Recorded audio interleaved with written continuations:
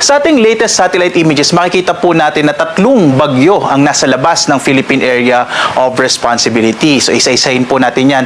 Unahin po natin itong bagyo na nasa hilagang bahagi ng ating bansa. Ito po yung bagyong Neneng na naging low pressure area at lumakas po ulit, naging bagyo ulit siya, pero nasa labas po ito ng Philippine Area of Responsibility. Base po sa ating mga pinakahuling datos, maliit naman yung posibilidad na yung bagyo pong ito ay muling papasok ng Philippine Area of Responsibility.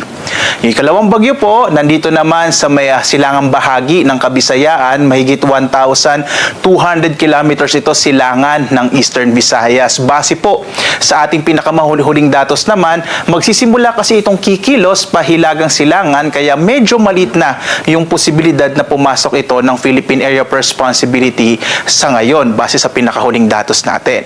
Ang isa pa nating binabantayan, ito namang bagyo na may international name na Sodel, at huling lokasyon nito ay mahigit 2,000 kilometro silangan extreme northern Luzon. Binabantayan natin ito dahil malaki nga yung posibilidad na itong Sodel, yung unang papasok ng Philippine Area of Responsibility, posible po by tomorrow, araw ng Lunes, habang itong bagyo naman na nasa may silangan ng Visayas ay susunod po, posibleng sumunod siya sa bagyong Sodel. So nagkakaroon po sila ngayon ng interaction.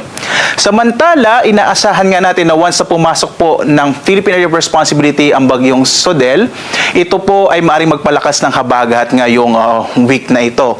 Mapapansin nga natin, ngayong araw, ang habagat po ay nakakaapekto lalong-lalo na dito sa may bahagi nga ng Batanes. Nakapag-record po tayo ng malalakas na mga pag-ulan sa Batanes, habang magdadala naman ng maulap na kalangitan na may mga kalat-kalat na mga pag-ulan ito pong habagat natin ngayong araw, lalong-lalo na dito sa may area ng Northern Luzon. Makararanas din ng maulap na kalangitan ang malaking bahagi din ng Cordillera, Central Luzon, maging dito sa Metro Manila at ilang bahagi ng Calabarzon at gayon din sa Cagayan Valley Region.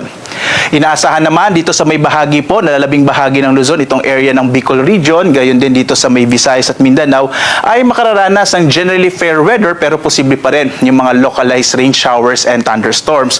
In general po, inaasahan natin sa paparating na linggong ito ay magsisimula po yung hanggang kumisay malalakas sa mga pag-ulan, lalong-lalo na dito sa may kanlurang bahagi pa rin ng Luzon at Visayas, dulot nga po ng palalakasing habagat ng bagyong Sodel once na pumasok ito ng Philippine Area of Responsibility. Bandang midweek po, asahan ng mga kababayan natin na magkakaroon na ulit tayo ng mga occasional heavy rains, habang today until tomorrow, medyo maulap na kalangitan naman yung mararanasan.